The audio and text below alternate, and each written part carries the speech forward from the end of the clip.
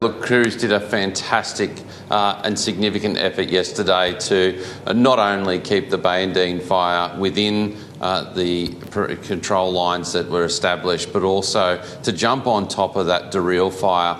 They managed to pull it up within just over 100 hectares. It's still currently at a watch and act, but that was a really hard-running fire late in the afternoon when those winds come through that Ballarat region, and they did a fantastic job. Yesterday was one of those really bad fire days. We saw 5 out of the 7 bomb weather stations in the Wimmera go into catastrophic, and also surprisingly 6 out of 13 weather stations in the southwest tipped catastrophic as well, including Warrnambool. So it was a really horrible day, and firefighters did a fantastic job in keeping the Bayandine fire at bay and getting that on top of that Daryl fire. Will you still have the same amount of volunteers and CFA personnel on that fire, even though conditions are cooling? It's obviously still a very large active fire at the moment. We've got the New South Wales resources still in the state, and they're going to assist us today with just some mopping up and blacking out activities, giving some of the local crews a bit of a rest, particularly around the Ballarat region. They've been at it for over a week. All the other CFA strike teams that had positioned themselves strategically across the state yesterday have now all returned home. We are looking at a couple of days of milder weather. However, I do have eyes to Wednesday next week, where the Bureau is starting to give signals that it might be our next fire spike day, but it certainly won't be anywhere near close to what we saw yesterday. How long do you reckon this fire will continue to burn for, Jason?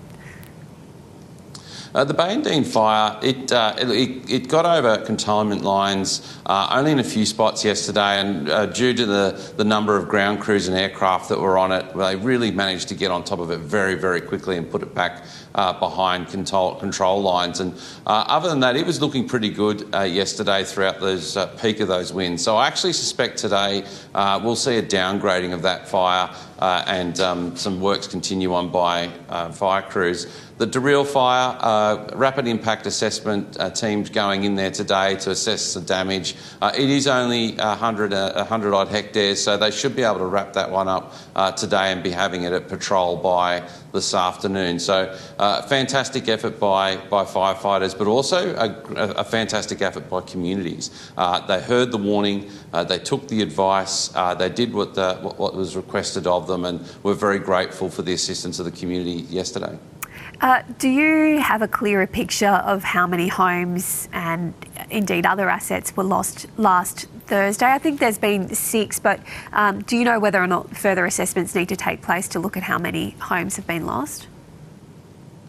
In respect to the house loss and the Bayandine fire, we can confirm it is at 6. Our rapid damage impact assessment teams have all but finished on that fire, and they're now looking at finalising the number of fences lost, finalising the number of stock losses and those more agricultural assets which mean so much to our rural communities.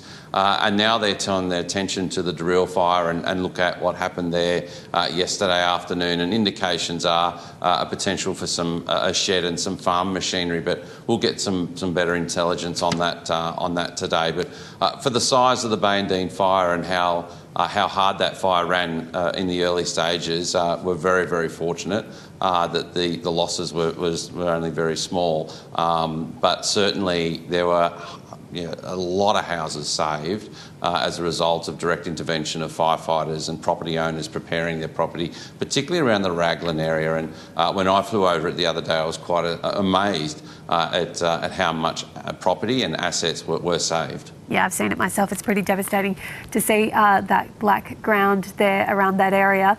Just confirming, Jason, just going back to what you said earlier about Wednesday, that's the day you're concerned about for next week. So what sort of planning will take place, even if it's not as hot as yesterday, but for next Wednesday if temperatures spike?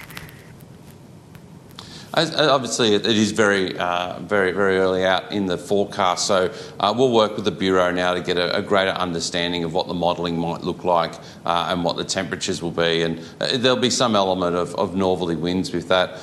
We'll have a better picture moving into terms of what the fire will look like both at Bayadeen and Dareel, and then we'll start to think about where we position resources. I'm not getting any indication of any potential catastrophic weather conditions at this time from the Bureau, so it is likely that local CFA resources and Forest Fire Management and Fire Rescue Victoria will probably do their usual stand-ups and pre-position in any spike or risk areas that we know going into next Wednesday. But at this stage, it's looking like a normal hot summer's day, but we're closely watching that with the Bureau. Jason Hevenin, thanks for keeping us updated. Thank you very much.